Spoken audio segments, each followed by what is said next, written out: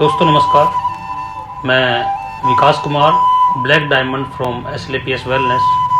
दोस्तों कौशल जी से जब हमारी मुलाकात हुई थी तो कौशल जी में एक अजीब सी चाह अपने लक्ष्य को पूरा करने की, और जब से एसलेपीएस में आए हैं वो लगातार पहले दिन से बहुत ही सीरियसनेस के साथ, बहुत ही डेडिकेशन के साथ, और मैं बोल सकता हूँ एक 100% सिस्टम के प्रति समर्पित लीडर भी हम कौशल जी को बोल सकते हैं। और उसी का परिणाम है, उसी का फल है कि आज आप देख रहे हैं कि कौशल जी ने बहुत ही कम टाइम में कंपनी स्टार सफायर लेवल को अचीव किया।